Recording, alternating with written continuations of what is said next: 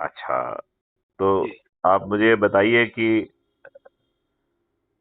अभी मैंने देखा कि आपने क्राइम फ्री भारत मिशन को ऐप के माध्यम से ज्वाइन कर लिया है।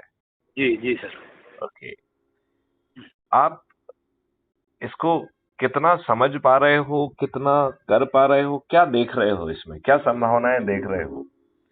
सर संभावनाएं तो अच्छी हैं, बट अच्छा। हमारी जो इनिशिएट है कि हम जितना इनिशिएट ले सकेंगे तब हमको उतनी सफलता मिलेगी। हम स्वयं इनिशिएट नहीं ले पाएंगे, हम खुद कुछ नहीं करेंगे तो हमें संभावनाएं सफलता की कम है। देखिए, इसको हमें दो भागों में बांटना पड़ेगा। एक बांटना पड़ेगा कि ये मिशन इस देश को क्या ऑफर कर रहा है। जी दूसरा जो है, लोगों को जागृत करना कि सभी राजनीतिक पार्टी के सभी राजनेता दुष्ट हैं, जी। भ्रष्ट हैं, हम्म। और उनकी सोच जो है वो राष्ट्र हित की नहीं है, बल्कि वो अधिकांश वोट की। केसेस में जो है ना, देशद्रोही की है। अभी जो जी 23 जून को जितने भी जो है अपोजिशन पार्टी वाले मुद्दे जो है ना, लोग बाग जुड़ रहे हैं, ये हम्म। बताइए ये सब दुष्ट हैं कि नहीं है? मुझे बिल्कुल। उनमें से एक भी शरीफ नहीं दिखता है, और ना ही मुझे भाजपा शरीफ दिखती है। अब अर्जरिया, हमको एक चीज समझना पड़ेगी जी कि इस देश के साथ बहुत बड़ा षड्यंत्र हुआ है, निश्चित और तौर पे। आपको कभी स्वतंत्रता नहीं मिली है, सत्ता का हस्तांतरण मिला है, और वो भी उस समय जिस समय अंग्रेज बुरी तरह से डरे हुए थे। जी जी उनके डर का आकलन इस बात से निकलता है कि उनके ही कमांडर इन चीफ क्लॉड जी आचिनलेक ने जी। 10-12 पत्र जो है बॉबिल को लिखे हैं। उसमें हम्म। Lord Wavell was the viceroy of the country, जी और उन्होंने लिखा कि चारों तरफ बगावती तेवर हैं। बिल्कुल। 24 में से 22 नेवल बेसिस पे विद्रोह हो चुका है। जी पोस्टल सर्विसेज, जो कि उस समय संचार की रीढ़ की हड्डी थी, जी उसने जो है अंग्रेजों के आदेश मानने से इनकार कर दिया था। जी रेलवे जो है स्ट्राइक पे चली गई थी, रादर नोटिस दिया था स्ट्राइक पे जाने का। जी बहुत सारी जगहों की पुलिस ने जो है अंग्रेजों से सहयोग करना बंद कर दिया था। चारों जी तरफ से गवर्नर मांग कर रहे थे कि यूरोपियन फोर्स दी जाए। जी तब जो है लॉर्ड बॉबिल ने जो इसने क्लॉड आचिन लेक, जो कि commander in chief of Indian arm forces थे, अंग्रेज थे, जी जी। उसने जो है लॉर्ड बॉबिल को लिखा कि भाई अपने गवर्नर्स को बताइए कि मेरी जेब में कोई यूरोपियन फोर्स नहीं है, राइट, नहीं। और हम कोई यूरोपियन फोर्स नहीं दे पाने की स्थिति में है। जी चारों जी तरफ बगावती तेवर हैं। अ- गवर्नर्स जो है हमारे आर्मी कमांडर से सीधे बात ना करें, उन्हें जो भी बात कहना है वो मेरे माध्यम से हमारे कमांडर तक पहुंचाएं, नहीं तो ये बगावती तेवर और खराब होने वाले हैं। फिर उन्होंने लॉर्ड बॉबिल को लिखा, और मिलिट्री इंटेलिजेंस ने भी यही फीडबैक दी जी कि 1857 के मुगालते में मत रहना। इस समय हालात इतने भयावह हैं, चारों जी। तरफ से जो है विद्रोह के बगावत। सुर जो है ना गूंज रहे हैं, और अंग्रेजों को भागने के लिए जगह नहीं मिलेगी। लिहाजा मेरी अनुशंसा है कि आजाद हिंद फौज का ट्रायल जो लाल किले में चल रहा है उसे तत्काल स्थगित किया जाए। जी लॉर्ड क्लॉड आचिनलेक के इस जो है आग्रह को लॉर्ड बॉबिल ने स्वीकार किया, और आजाद हिंद फौज का ट्रायल स्थगित कर दिया गया। जी क्लॉड आचिनलेक ने एक एग्जिट प्लान बनाया कि जो इतने भयावह सीन बन रहे हैं, इसमें यदि हमें चंद अंग्रेजों को लेके भागना पड़ेगा, तो वो चंद कैसे नहीं। अंग्रेज कौन होंगे और उन्हें कैसे इस देश से भगा के हम सुरक्षित ले जाएंगे। इस प्लान को बनाया, और इस प्लान का नाम दिया एग्जिट प्लान। Exit plan. उस एग्जिट प्लान को लॉर्ड बॉवेल, जो कि वाइसराय थे, उन्होंने अनुमोदित किया। ये जो जी। बातें हमने आपको बताई हैं, उससे आपको नहीं लगता है कि अंग्रेज बहुत बुरी तरह से भयभीत और डरे हुए थे? भयभीत तो थे ही सर, लेकिन ये भयभीत जो हुआ ना सर, ये जो आज जो आप क्राइम फ्री कर रहे हैं ना सर, ऐसे ही उस समय का जो आंदोलन था वो बहुत स्लो गति से चला। लोगों को समझाया नहीं गया कि तुमको करना क्या है, तुम हो क्या। हमारे ही सैनिक थे ना सब इंडियन, जो अंग्रेजों की आर्मी में थे, और वो ही हम पे जुल्म कर रहे थे। तो ये चीज़ जो आप तो सर रूट पर दे रहे हैं कि रूट तो समझें लोग, और वो चीज़ समझ जाएंगे तो क्राइम फ्री भारत बनने में मुश्किल से 10 साल लगेंगे। अरे 6 महीने में बन जाएगा, कहाँ चक्कर में है आप? अगर अगर ये सब हर आदमी व्यक्ति ये देखिए समझ देखिए, जाए। जानते क्यों बन जाएगा? नहीं, जी, ज्यादा समझने की बात ही नहीं है। जी, उन्हें ये श्रद्धा हो जाए कि अपराध मुक्त भारत मिशन 21 लक्ष्यों के सहित इन सभी राजनीतिक पार्टियों के सभी राजनेताओं को, जो कि 2-2, 3-3, 4-4, 5-5 बार के विधायक, सांसद, मंत्री और मुख्यमंत्री हैं, यह लोग मतदान के पहले अपनी हार स्वीकार करने के लिए विवश हो जाएंगे। केवल इतना विश्वास करना की जरूरत है। बाकी 21 लक्ष्यों के लिए क्राइम फ्री भारत कैसे आएगा, इसके ऊपर तो 12 स्मार्ट इंडिया हैकाथॉन हो चुकी है, जी, चल रही है। जिसके सॉल्यूशंस जनरेट हो चुके हैं। नहीं, गवर्नमेंट ऑफ इंडिया की तरफ से किया गया था हमारे ही निर्देशन में, और उसके सॉल्यूशन सब बने पड़े हुए हैं। जी, आपको जान के ताज्जुब होगा कि चंगन यूनिवर्सिटी, टेक्निकल यूनिवर्सिटीज और इंस्टीट्यूट से मेरा पर्सनल एमओयू है, और उस एमओयू के तहत ढेर सारे टेक्निकल सॉल्यूशन डिजाइन किए गए।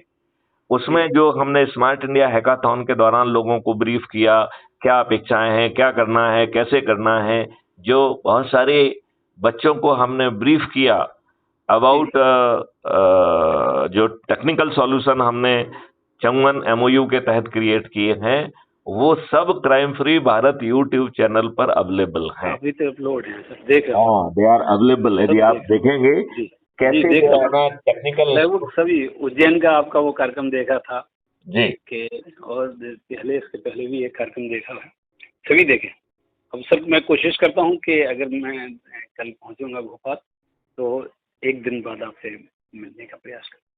बहुत सुंदर, बहुत सुंदर। जी, मैं इसमें आपसे ये कहना चाहता हूं जी, कि देखो, ये देश तो बदल जाएगा, और ये देश इन दुष्ट राजनेताओं के द्वारा नहीं बदलेगा।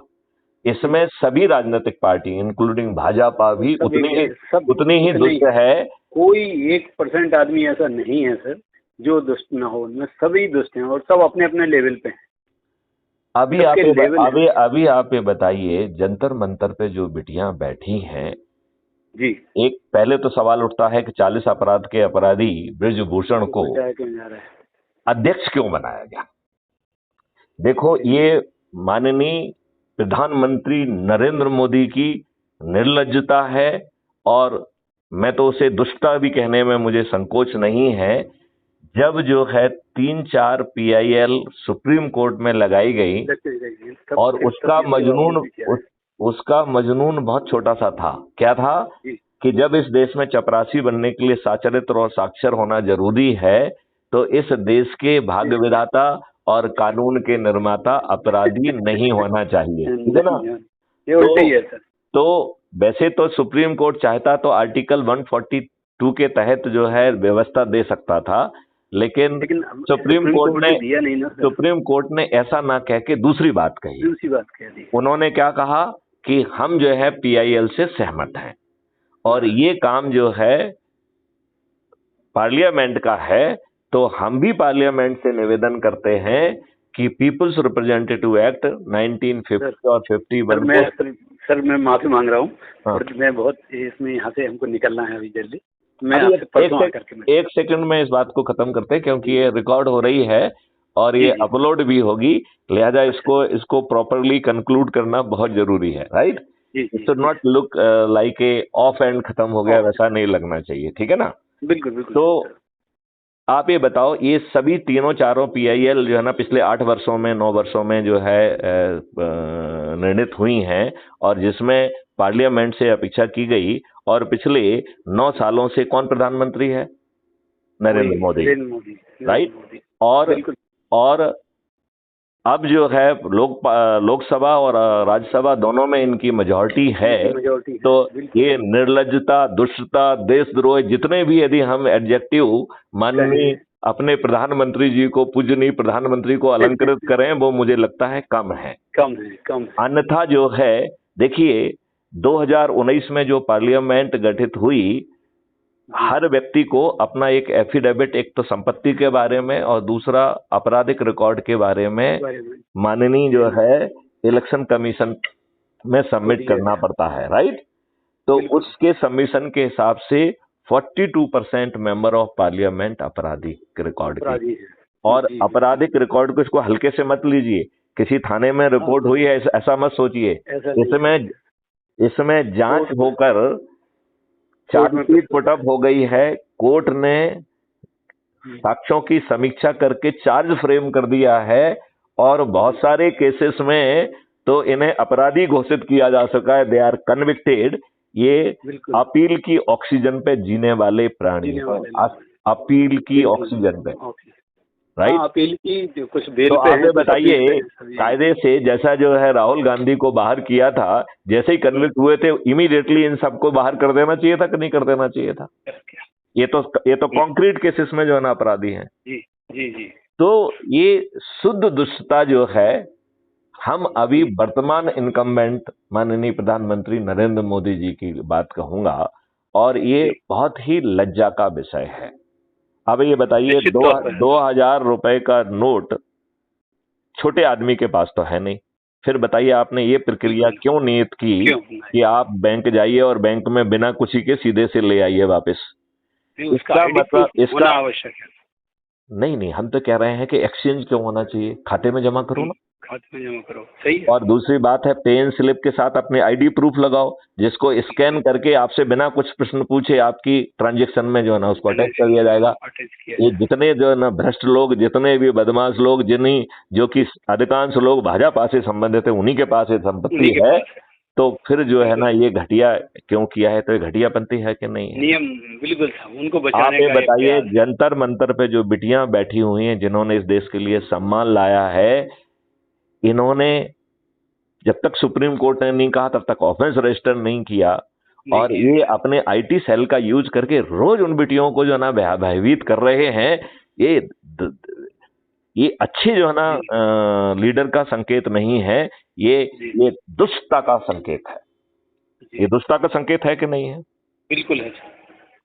तो क्राइम फ्री भारत 21 लक्ष्यों के साथ जो है जमीन पे उतरने के लिए अब हम ईश्वर की प्रार्थना क्यों ना करें? हम लोग अपने नहीं, हम लोग अपने ही घरों में अपने से शुरुआत करें और सत्यनारायण की कथा करें, और जितने लोगों को इनवाइट कर सकते हैं। क्या लगना है अपना? 1 या 2 किलो पंजरी लग जाएगी, चरना में तो वो लग जाएगा, है ना, वो इसके अलावा तो कुछ लगना नहीं है। तो यदि हम लोगों को, भाई बंधुओं को इनवाइट करेंगे तो वो सत्यनारायण की कथा में आएंगे कि नहीं आएंगे? क्यों नहीं आएंगे?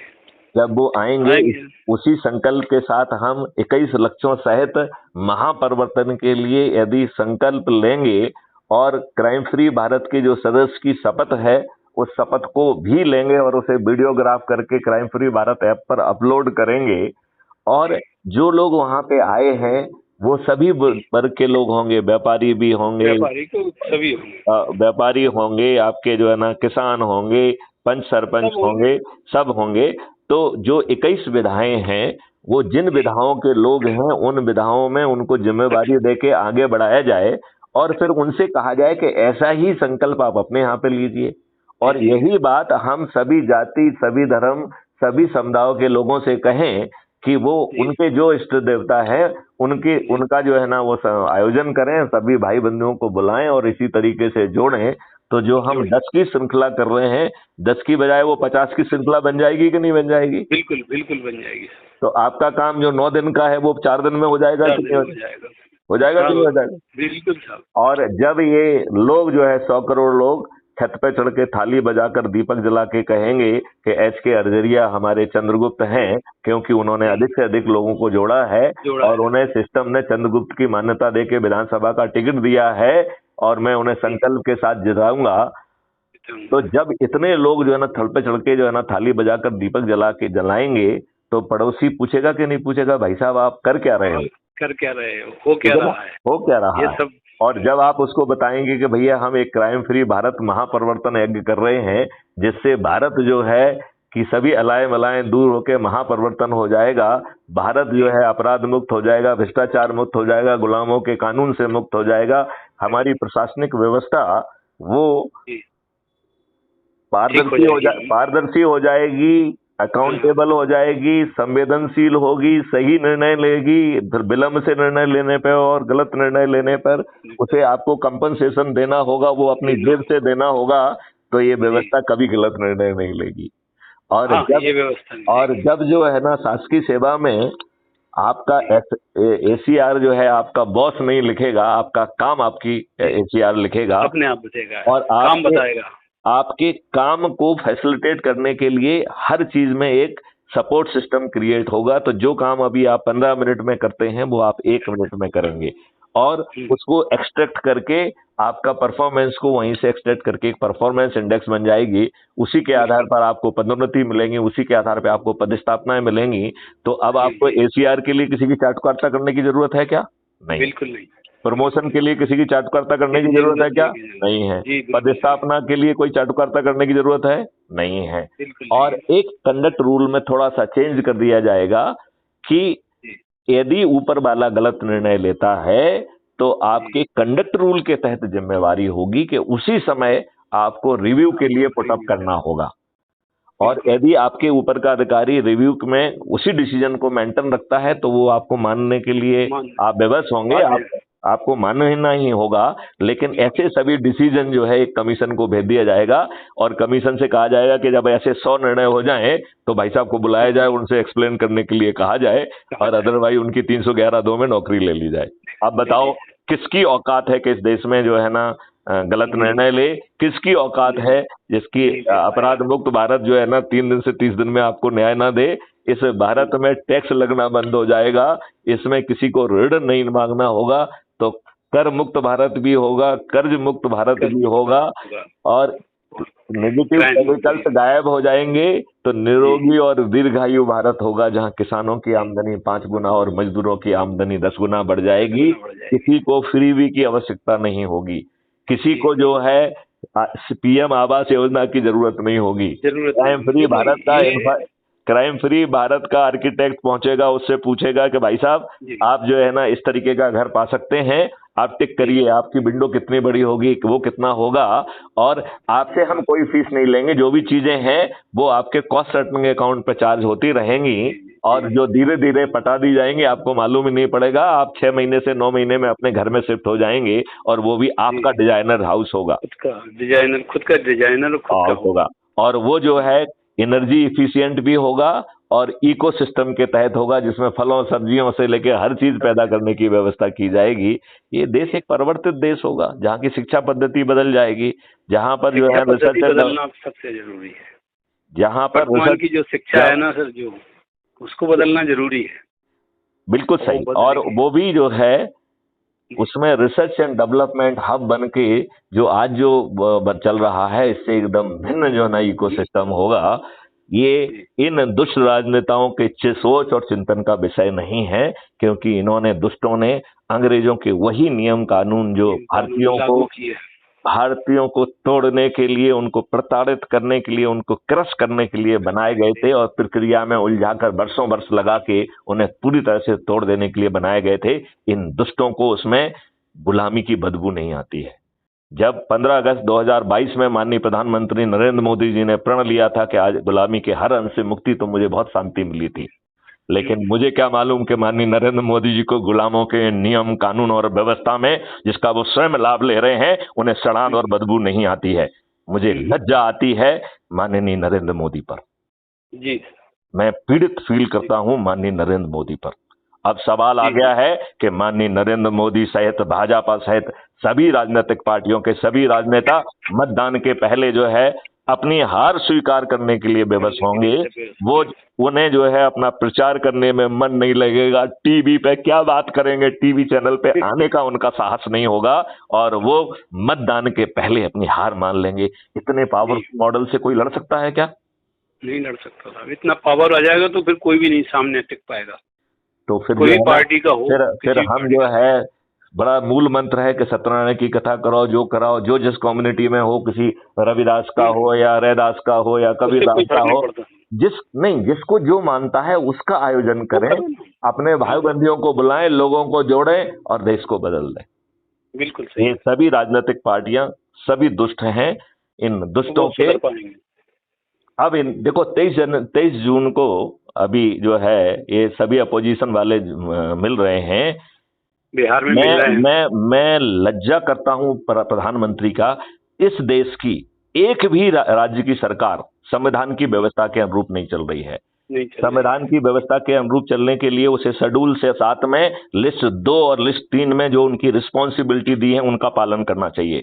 मैं पूरे जो है ना विवेक के साथ पूरे कहना चाहिए जिम्मेवारी के साथ स्टेटमेंट देने के लिए तैयार हूं कि भारत की एक भी सरकार कॉन्स्टिट्यूशनल के संविधान के शेड्यूल 7 में लिस्ट 2 और लिस्ट 3 की जिम्मेवारी का निर्वहन नहीं कर रही हैं। यदि माननीय नरेंद्र मोदी की जगह मैथिली शरण गुप्त होते तो इन सभी सरकारों को आर्टिकल 356 के तहत डिसमिस किया जाता। और मैं आपके माध्यम से घोषणा कर रहा हूं कि 2024 में क्राइम फ्री भारत मिशन सत्ता में आकर इन सभी राजनीतिक पार्टियों की जो भी सरकारें हैं उनको जो है साक्ष्यों के सहित जो है इनको बर्खास्त किया जाएगा। और मैं आपको यह भी बता दूं कि उन अधिकारियों को भी आर्टिकल 311(2) के तहत जो है ना डिसमिस किया जाएगा जो अपनी विधिक जिम्मेवारियों का निर्वहन नहीं कर रहे हैं और जिन्होंने राजनेताओं का अपने आप को चरण सेवक बना लिया गया है। ऐसे जो है शासकीय कर्मचारी वो लानत है इस देश पर, उन्हें अपने चरित्र पर लज्जा आना चाहिए। उन्हें आर्टिकल 309, 310, 311 और 312 4 में जो है ना उनको इतना सुरक्षा दिया गया है। वो संविधान ने इसलिए सुरक्षा नहीं दी थी कि आप चाटुकार बन के इनके चरण सेवक बन जाएंगे और इनके अवैधानिक आदेश का पालन करेंगे। आप हमें बताइए, कोई भी राजनेता बिना इन अधिकारियों के कोई गड़बड़ी कर सकता है क्या? बिल्कुल नहीं। क्या ये सभी अधिकारी इनके पाप के बराबर के भागीदार नहीं है? ज्यादा है, बल्कि ये सलाह देने वाले तो यही अधिकारी है। तो आपको नहीं लगता है कि जो अपनी विधिक जिम्मेवारी का पालन नहीं कर रहा है उसे मैथिली शरण गुप्त को क्राइम फ्री भारत मिशन को 2024 में 311(2) के तहत डिसमिस कर देना चाहिए कि नहीं कर देना चाहिए? बिल्कुल कर देना चाहिए। चलिए तो डिसमिस कर देना चाहिए, बल्कि सजा जो भी हो उस सजा का पहले तो जो है ना आपको पद से बाहर निकालो। हाँ, पद से बाहर होना ही पहला है, प्राथमिकता तो यही है ना सब। तो मैं किसी के खिलाफ रजिस्टर्ड होता है मैथिली शरण गुप्त अध्यक्ष क्राइम फ्री भारत मिशन घोषणा करता हूं कि ऐसी सभी सरकारें और ऐसे सभी अधिकारी जो अपने विधिक कर्तव्यों का निर्वहन नहीं कर रहे हैं वो अपने डिसमिसल के लिए तैयार हो जाएं आर्टिकल 311 और 2 के तहत। जी। अब जो है क्राइम फ्री भारत जगह जगह कोने कोने में जो है अपने कार्यालय खोलेगा, लोगों के आवेदन प्राप्त करेगा। सेक्शन 39 CRPC के तहत जो दी गई शक्ति और जिम्मेवारी है उसके तहत इस सिस्टम को मजबूर करेगा कि अपने विधिक कर्तव्यों का पालन करे, अन्यथा आर्टिकल 356 के तहत ये सरकारें डिसमिसल के लिए तैयार हो जाएं। ठीक है, अब ये बात जो है जन जन तक पहुंचा दीजिए। बिल्कुल। चलिए, जय हिंद, जय भारत, वंदे मातरम। जी, प्रणाम।